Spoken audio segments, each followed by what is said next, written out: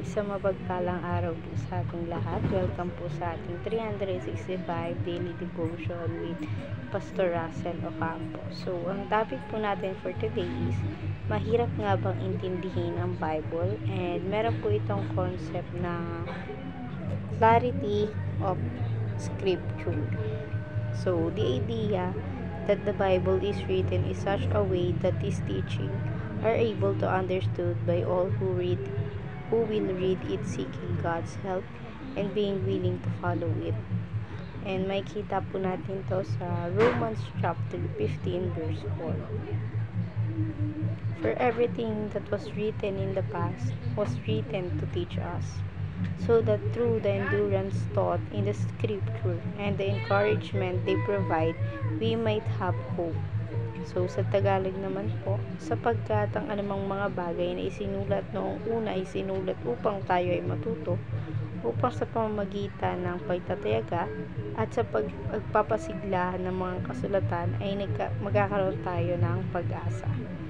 So, ngayon naman po, i-share ko po yung mga natutunan ko sa naging topic po natin for today. So, sa teaching muna po tayo. First teaching, the Bible is God revelation. So, yung Panginoon kasi meron siya mga plano, and yung mga plano na yun is dun siya na-reveal through the Bible. Pinakita niya sa atin kung paano yung mga balak niya sa ating mga tao, ganun din sa mundo. So, ayun yung nag-reveal patungkol na rin sa ating Panginoon, sa kung ano man ang kanyang katauhan. So, sa second teaching naman, the Bible tells one big story of redemption.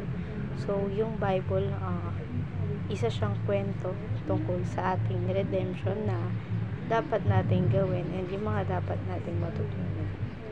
So, sa third teaching naman, the Bible is sufficient for all our spiritual needs. So, tayo kasing mga tao, meron po tayong mga spiritual needs na kailangan. Every time na napapagod tayo, we should read a Bible dahil nasa Bible nga lahat ng kasugutan patungkol sa mga hinahanap natin or any problems na meron tayo, malungkot ka man or hindi, lahat yun nasa Bible.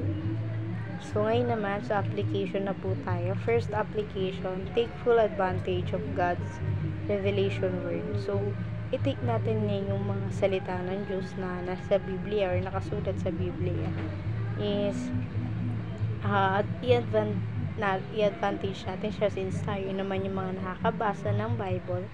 I-reveal natin yung mga salita ng Panginoon na i-share natin sa kung kahit sino yung salita ng ating Panginoon, since tayo nga yung mga nakakabasa ng salita tungkol sa ating Panginoon. So, sa second application naman po, read God's love letter every day. So, yung tinatawag ko na love letter every day is yung Bible po yun na nasusulat dahil nga yung salita na yun ay galing sa ating Panginoon, and isinulat niya yun dahil pinasulat niya yun dahil sa pagmamahal niya sa atin. So, natawag siyang love letter ang Biblia na dahil doon. So, sa third application, nourish your spiritual life through the Bible. So, yung pamumuhay natin, ang alang natin siya sa Bible, yung mga dapat natin gawin, yung mga hindi dapat natin gawin, dapat natutungkol siya sa Biblia na siyang ibinigay sa atin ng Panginoon.